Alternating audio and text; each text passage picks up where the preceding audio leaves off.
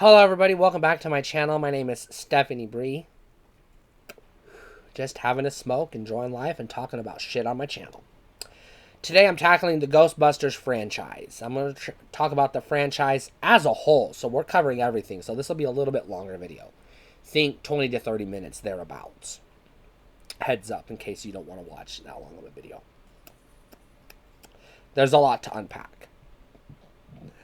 So Ghostbusters, if you don't already know, how would you not, is a franchise of horror comedy, family-friendly movies, blockbusters, if you will, about 3 scientists who catch ghosts and a hired hand, who is also a Ghostbuster. That's the gist of it. Although it's a little bit more complex than that because there are, other iterations of the Ghostbusters story, which we will get into. So briefly, you have Ghostbusters from 1984.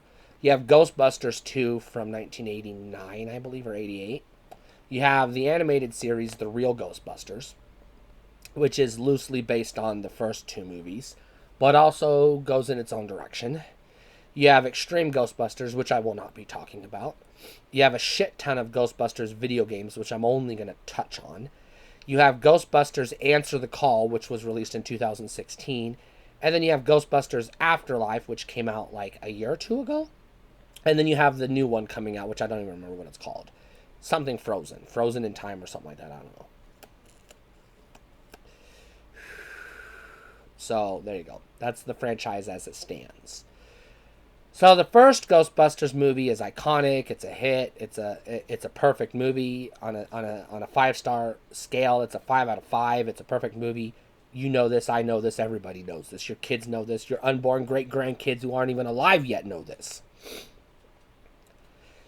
This is an indisputable fact. Ghostbusters is a great fucking movie.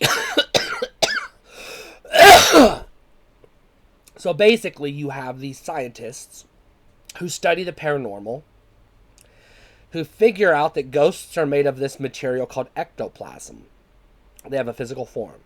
And so they create a machine that can, using a type of laser that is a compact nuclear accelerator, grab a ghost, shove it in a box, and hold it prisoner. So they start a ghost copy business, Ghostbusters. Great movie, hilarious, iconic. The one problematic element of it is it does have a date rape joke in the middle of it. I've already talked about it. I did a whole video on it. Go back and check that out. The date rape joke kind of threw me for a loop once I realized it was there because most people miss it. But it was the 80s, so you kind of, dismissed it back then because, haha.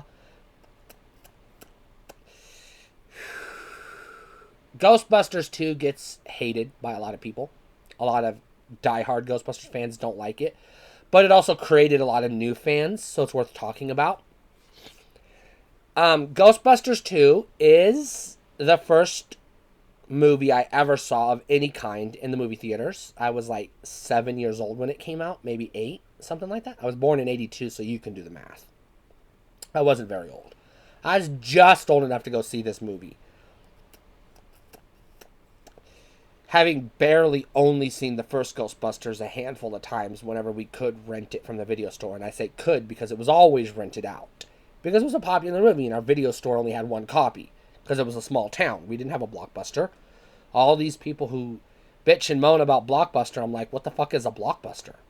Literally, I've never rented a movie from Blockbuster. I always lived in small towns. Blockbuster didn't exist in my world. So I don't miss it because I never knew about it. I saw commercials of it on TV, and I hear assholes on the internet talk about it endlessly, and that's my experience with Blockbuster. So anyways, Ghostbusters 2 came out. I watched it. I enjoyed it. We ended up buying it on video cassette because my dad loved it, so he bought it. He didn't like the first one for whatever reason, so he wouldn't buy the first one. We could only watch it whenever it was available for rent at the video store.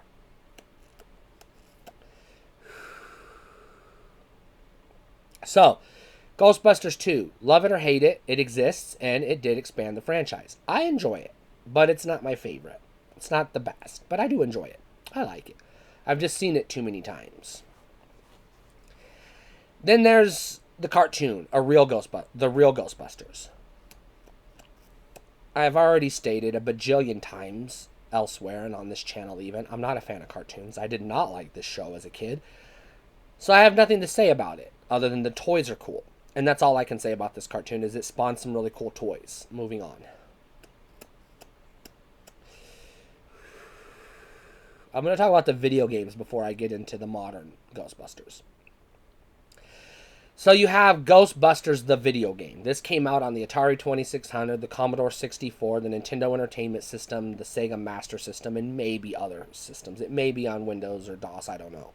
But I know for a fact it was on those platforms. And I played it on all of them. I had it on the Atari. I played it on the Atari. I loved it on the Atari. Again, I played it on the Commodore 64. I rented it on the NES. And I played it through emulation for the Sega Master System, because I never owned a Master System growing up. This game gets a lot of hate. Again, I blame James Roll for that, because he's a dickwad who does not have good taste in video games, so don't watch his videos. He's a piece of shit. It's actually a really good game. It's a fun game. Some versions aren't as fun as other versions, but by and large, this is a fun game. There's also a video game based on Ghostbusters 2, which is just called Ghostbusters 2 on the NES. This is also a fun game. Then there is I think it's called the New Ghostbusters or something like that was only available in Europe, so I don't talk about it because Europe doesn't exist in my world.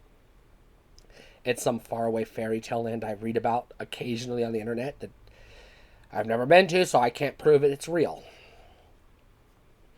And then there is the Ghostbusters game on the Sega Genesis, which is just called Ghostbusters, which is really, really good. And then there's the PS2, PS3, Xbox 360, Xbox Wii Ghostbusters game that's just called Ghostbusters the Game, which is also really good. Which is essentially Ghostbusters 3 for all intents and purposes. And then you have Answer the Call, which is the first remake/reboot of the franchise. I love Answer the Call. I love it. It's my favorite Ghostbusters movie next to the original. The original's number 1, and then Answer the Call, and then Afterlife, and then 2. That's my ranking right there. I love Answer the Call. I like it better than 2. I like it better than Afterlife. I like it because it's original. It's a new story. It's showing me something I haven't seen before. While Afterlife is good, it's just fan service of the movie. They should have just called it fan service of the blockbuster, or fan service of the movie. That's all it is. Is it good? Sure. It's just not as good to me as Answer the Call because it's not as interesting, because it's not original. Between the two, just between these two, Answer the Call and Afterlife, Answer the Call is funnier. I think it's a legit funny movie. Most of Afterlife's humor is just callbacks to the original, whereas Answer the Call has original jokes, which I like. And yes, I'm a woman. I like Answer the Call because it's an all-female cast. That's why I like it. I understand why bigots and dude bros and misogynists and dicks hate it because, they're dicks. But I'm not a dude bro, and I'm not a misogynist, and I'm not a bigot. So, I love it. There you go. Now let's talk about Afterlife. Afterlife was one of those necessities because Answer the Call got so much hate. The studios said, we have to fix this, and we have to fix it right the fuck now. And so they tapped all their resources, got the kid from Stranger Things and said, we need you. We desperately, desperately need you. Brought back as much of the original cast as they could, either who are willing to do it or who are still alive, and made a movie that said, you know what, we're going to be as faithful and loving and respectful to the original as we can be because we really need this movie to be a success. And it was all those things. And it was a good, heartfelt movie. I'll give it that. When I'm in the mood for Ghostbusters, Afterlife is not my go-to. The original is my go-to. And if I'm looking for something different, I'll watch Answer the Call. Ghostbusters 2, I very rarely watch. And I've only seen Afterlife a couple of times. And yes, I will watch it again. I do own it on DVD. But beyond that, it's fan service. It's all it is. It's just pure fucking fan service, which is not necessarily a bad thing. The Force Awakens is just nothing but fan service, and I enjoy it. So I can't really criticize one and praise the other, now can I? So where do I stand on Ghostbusters as a franchise?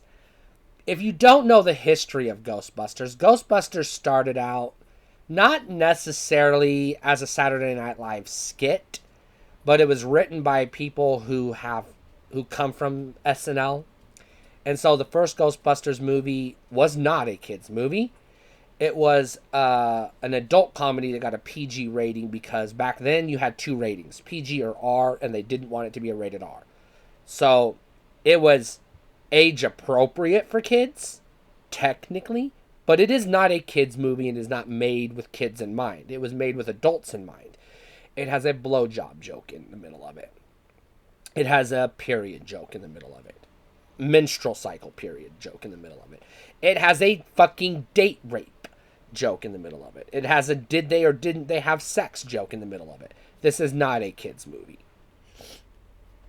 But kids did watch it and they did enjoy it. So the executives were blown away and they said, oh shit, kids are watching this. Let's make a kid-friendly version. So that's why they did the cartoon. Because they needed to cash in on that.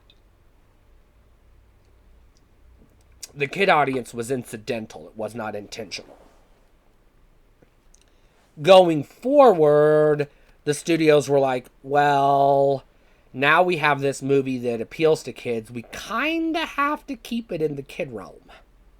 Only they made the subsequent films PG-13 because they're like, look, these movies are not PG movies. These are PG-13 movies. These are not kids movies. So they have all been PG-13 since then. Which the original would have been PG-13 if the rating had existed in 1984, but it didn't, so it isn't. Because it definitely didn't deserve an R rating, but it does not fit PG. It should have been PG-13. In my book, it is a PG-13 movie. It just doesn't have the technical rating because it didn't exist when it released.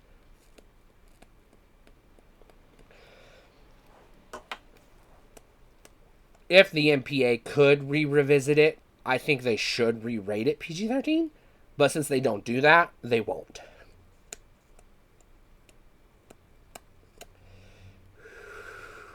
So yes, I do like the Ghostbusters franchise as a whole. By and large, I do not like Extreme Ghostbusters. I'm not even talking about it.